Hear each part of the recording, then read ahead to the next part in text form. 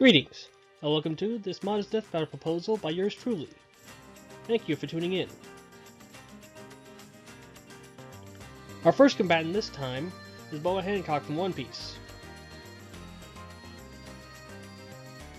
As she Medusa Gorgon from the Fate series as her most requested opponent, but the challenger that I've selected is Ada and Damon from Naruto's spin-off sequel Boruto.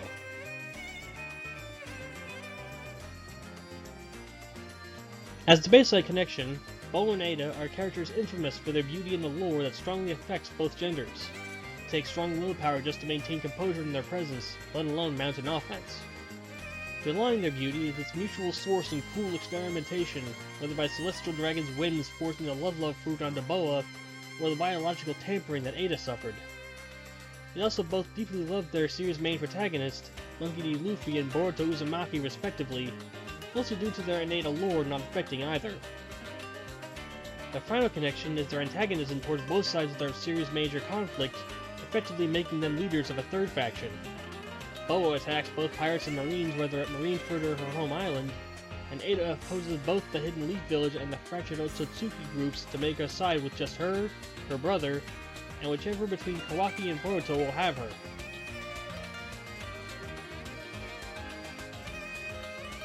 Now, I did say that Damon would be part of this matchup, right?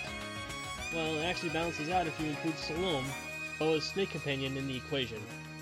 Boa's observation haki also equates with Ada's Senrigan in regard to current battlefield awareness, but that ends the initial similarities.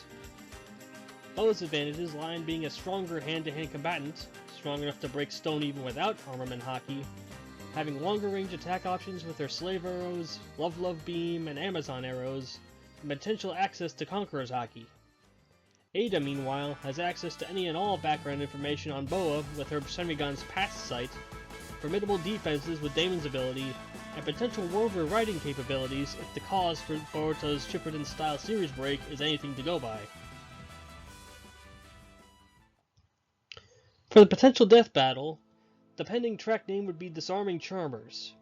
It would have a romanticized, almost tsunderean music form sound that represents the ever-present struggle of fighting their feelings that has to be considered with either of these two.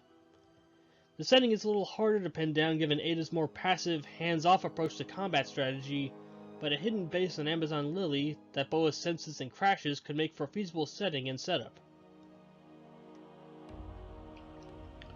For other happenings in the fight, I see the initiative going to Boa attacking with kicks or a few arrows that Damon defends against. Seeing the resulting damage would lead to Salome to separate the two and take on the sidekick sibling on his own. Boa would use a Slave Arrow salvo that Ada could see through and dodge. Part of the environment could petrify from this, causing Ada to retreat and start a chase sequence. When the two inevitably meet again, a hand-to-hand struggle would ensue where Boa's strength matches up against Ada's skill. Of course, there's always the risk of some strikes leaving Ada partially petrified. Back with Salome and Damon, one thing I see happening is Salome constricting and squeezing Damon, the reflected damage only intensifying the pressure exerted on the kid before he's too weak to resist. His end comes with Salome eats him, a possible callback to the Forest of Death tune-in exam, and completely takes him out of the fight.